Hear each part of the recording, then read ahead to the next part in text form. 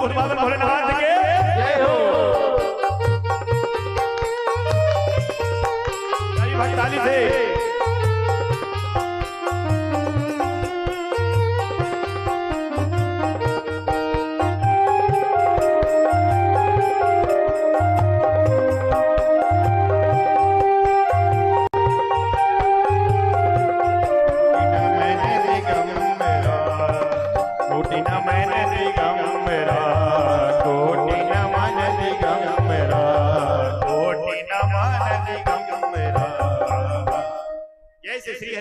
करी है वैसे ब्रह्मा जी के 4 मुख को नहीं काटा, क्योंकि 5 मुख थे भोले बाबा के भी और पिताजी के भी। ब्रह्मा जी का 4 मुख था, 5 था, 4 नहीं, तो एक भोले बाबा ने कटवा लिया तो 4 बचा, इसलिए 5 था ब्रह्मा जी का, 4 नहीं था, है ना। तो इस प्रकार ये शिव महापुराण की कथा इस प्रकार है। इसलिए भोले बाबा को झूठ पसंद नहीं है, झूठ के कारण पिताजी का गला कटवा लिया तो हम कौन है भैया।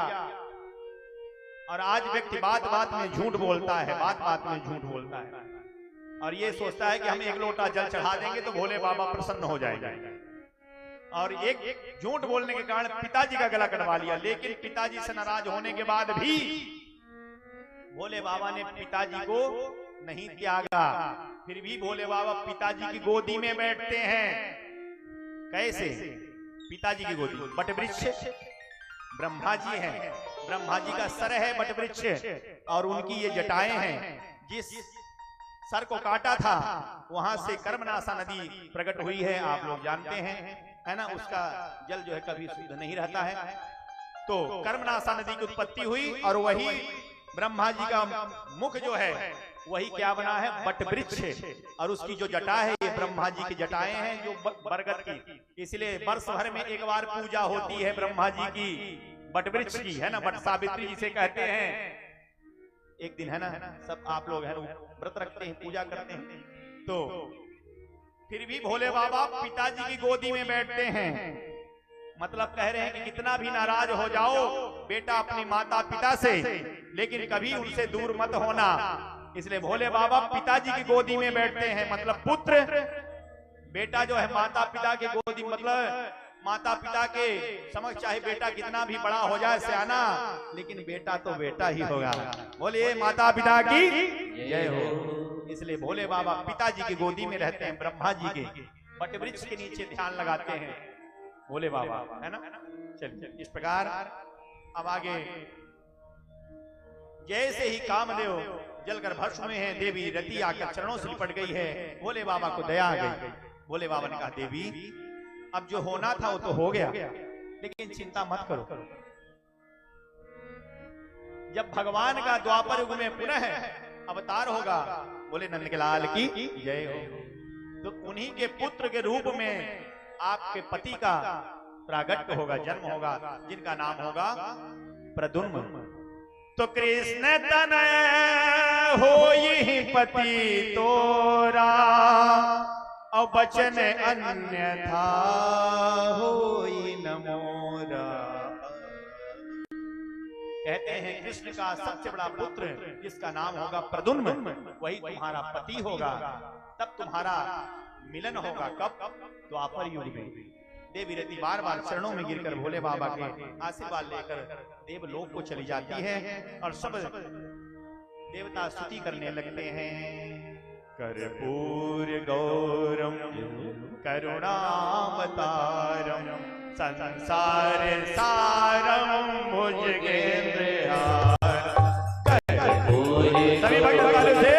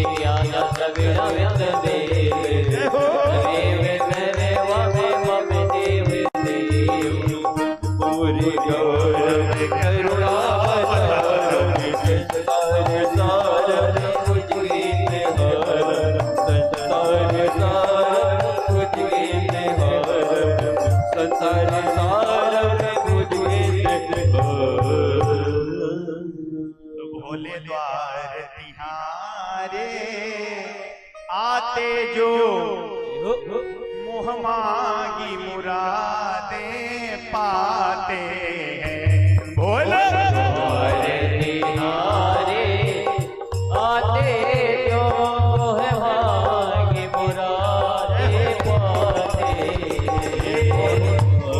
तिहारे